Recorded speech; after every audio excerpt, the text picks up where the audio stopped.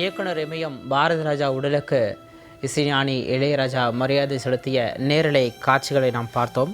தற்பொழுது நம்மிடையே பத்திரிகையாளர் வெற்றிவேல் அவர்கள் இணைந்திருக்கிறார்கள்.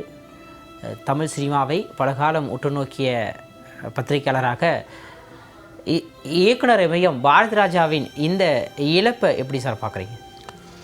அதாவது தமிழ் சினிமாவுக்கு இது ஒரு சாதாரண இழப்பு இல்லை, இது ஒரு பேரிழப்பு. எத்தனையோ இயக்குனர்கள் மறையும் போது கூட தமிழ் சினிமா ரொம்ப கஷ்டப்பட்டிருக்காங்க, வருத்தப்பட்டிருக்காங்க. ஆனால் ஒட்டுமொத்த தமிழ் திரையுலகமும் வருத்தப்படுறதுக்கு மிக முக்கியமான காரணம் என்னென்னா, திரையுலகத்தில் பாரதி ராஜாவுடைய ஆளுமை.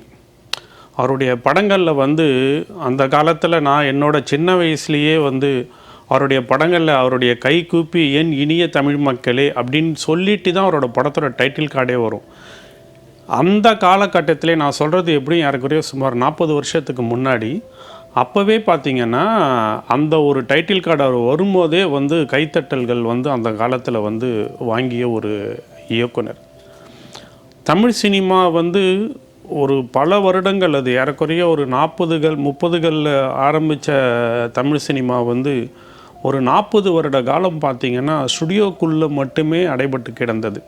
ஒரு சில படங்கள் எடுத்திருக்காங்க. சில படங்கள் என்னென்னா ஒரு 10 நிமிஷம் காட்சிகள், இல்லை ஒரு அதிகபட்சமாக ஒரு அரை மணி நேர காட்சிகள், இல்லை பாடல் காட்சிகள். பார்த்திங்கன்னா நீங்கள் அந்த கருப்பு வேலையிலேருந்து கலருக்கு மாறிய காலகட்டங்களில் பார்த்திங்கன்னா பாடல் காட்சிகள் மட்டும் இந்த பெங்களூரு டேமு, சாத்தனூர் டேம் இதை மாதிரியான இடங்களில் இல்லை மகாபலிபுரம் பீச் எடுத்துருந்துருப்பாங்க. ஆனால் ஒட்டுமொத்த தமிழ் சினிமாவையும் அதனுடைய இயல்பான கதைக்களத்துக்கு கொண்டு போனவர் பாரதி ராஜா. டெக்னிக்கலாக இன்றைக்கி நம்ம எவ்வளவோ வளர்ந்துருக்கோம். ஆனால் அந்த காலகட்டத்திலேயே ஒளிப்பதிவு மூலம் சினிமா ரசிகர்களை ஈர்த்தவர் பாரதி ராஜா. அவரோட பல படங்களுக்கு ஒளிப்பதிவாளராக பணியாற்றவர் மறைந்த ஒளிப்பதிவாளர் பி கண்ணன்ட்டு பேர். பழம்பெரும் இயக்குனர் பீம்சிங்கோட மகன் அவர்.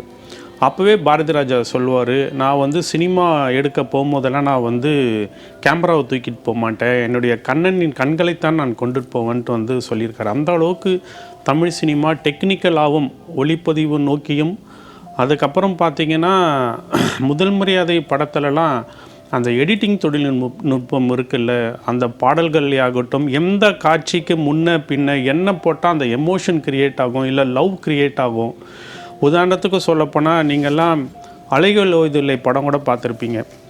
அதில் 1000 தாமரை மொட்டுக்களை பாட்டுக்கெலாம் பார்த்திங்கன்னா இளையராஜா அவர்கள் வாசித்த ஒவ்வொரு பிட்டுக்குமே பார்த்திங்கன்னா ஒவ்வொரு ஷார்ட்ஸ் கட் பண்ணி போட்டிருந்திருப்பார். இப்படி அவருடைய படங்களில் பல விஷயங்கள் இன்னும் சொல்லப்போனால் இன்றைக்கி இருக்கிற பல இயக்குனர்களுக்கு முன்னோடியாக இருந்த இயக்குனர் பாரதி ராஜா. நிறைய பேர் இருந்திருக்காங்க, பாலச்சந்தர் அவர்கள் இருந்திருக்காங்க, பல பேர் ஆனால் அவங்க எல்லாரையும் விட என்னை பொறுத்த வரைக்கும் நான் தனிப்பட்ட விஷயமாக சொல்கிறேன். ஏன்னா சில இயக்குனர்கள் அதிக படங்கள் இயக்கியிருக்கலாம், இல்லை பல வெற்றி படங்கள் இயக்கியிருக்கலாம். ஆனால் அவங்க படங்களில் ஒரு சினிமா அப்படிங்கிறது நமக்கு தெரியும், நம்ம பார்த்தா ஓ இது சினிமா தான் அப்படின்ட்டு தெரியும். ஆனால் பாரதி ராஜா படங்களில் 99.9% நீங்கள் இது சினிமா அப்படின்ட்டு நாம் கடந்து போயிட முடியாது. ஒவ்வொரு படமுமே நம்மளுடைய வாழ்வியலை, பலதரப்பட்ட மக்களோட வாழ்வியலை கொண்டுட்டு போனவர், மக்கள்கிட்ட கொண்டு போய் சேர்த்தவர். இப்படியெல்லாம் கிராமங்கள் இருக்கின்றன, இப்படியெல்லாம் மனிதர்கள் இருக்கிறார்கள், இப்படியெல்லாம் உணர்வுகள் இருக்கிறது. காதல் உணர்வாகட்டும், அண்ணன் தங்கை பாசமாகட்டும், கணவன் மனைவி உறவாகட்டும், அப்பா மகள் அப்பா மகன் உறவாகட்டும், இப்படி பலதரப்பட்ட கதாபாத்திரங்கள், பலதரப்பட்ட உணர்வுகள், இப்படி எல்லா விஷயங்கள்லேயுமே தன்னுடைய ஆளுமையை அழுத்தமாக பதிவு செய்தவர் பாரதி ராஜா. நம்ம தமிழ்மொழி கடந்தும் மற்ற தெலுங்கு, கன்னடம், இந்தி இயக்குனர்களுக்கு கூட ஒரு முன்னோடியாக இருந்தவர் பாரதி ராஜா.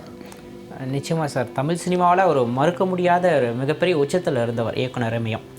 அவர் தமிழ் சினிமாவில் இப்போது ஸ்டுடியோக்குள்ளே இருந்த சினிமாவை இயற்கையை நோக்கி நம்ம பொது வெளிகளுக்கும் கொண்டு போனவர்னு நீங்களும் குறிப்பிட்டீங்க. இதில் முக்கியமாக சொல்லணும்னா இயக்குனர் இமயம் பாரதி ராஜா அவர்களை பொறுத்த வரைக்கும் வசனங்களை தாண்டி காட்சிகளாலும் கதை சொல்ல முடியும் அப்படிங்கிறவரை நிறைய பண்ணியிருக்காரு. ஸோ அந்த மாதிரி அவர் காட்சிகளாக விஷுவலைஸாகவும் சரி, கல்ச்சராகவும் சரி, தமிழ் சினிமாவில் எந்த மாதிரியான ஒரு மாற்றத்தை கொண்டு வந்தார்னு பார்க்கலாம்.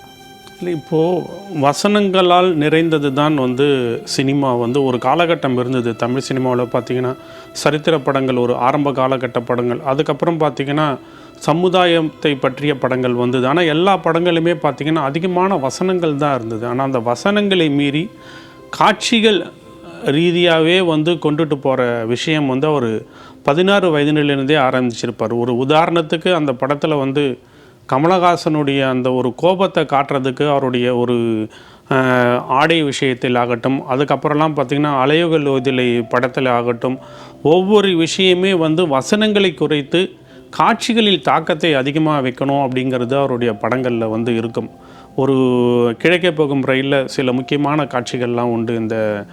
இந்த திருவிழா சம்மந்தப்பட்ட காட்சிகள், இன்னும் ஒரு சில காட்சிகள்லாம் பார்த்திங்கன்னா வசனங்கள் வந்து ரொம்ப குறைவாக இருக்கும். முதல் மரியாதை இன்னும் ரொம்பனா, இப்போது முதல் மரியாதை படம் எல்லாரும் பார்த்துருப்பாங்க. அதனால் அந்த ரெஃபரன்ஸ் அதுக்கு முன்னாடி காலகட்டங்கள்லாம் சிலருக்கு இருந்திருக்க. முதல் மரியாதை காலகட்டங்களில் பார்த்திங்கன்னா, இப்போது ராதா வந்து ஜெயிலிருந்து வருவாங்க, சிவாஜி வந்து ஒரு இறக்கக்கூடிய சூழலில் படுத்த படுக்கையாக இருந்துக்கிட்டு இருப்பார். இப்போ சொல்லும் போதே பாருங்கள், அந்த அளவுக்கு நம்மளை பாதிக்கப்பட்ட காட்சி. அவங்க ட்ரெயினில் அப்படி கால் அங்கே வைப்பாங்க, அவங்க மண் தரையில் ஸ்டேஷன் ட்ரெயினை விட்டு இறங்கி மண் தரையில் இப்படி காலை வைக்கும்போது அங்கே வந்து சிவாஜி அப்படி சிலுத்துக்கு போகிற அவருடைய உடல்.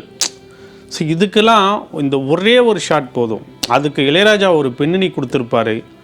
இந்த மாதிரி வந்து அவருடைய படங்கள் ஒன்றும் இல்லை, பேசுறதுக்கு என்ன இருக்கு?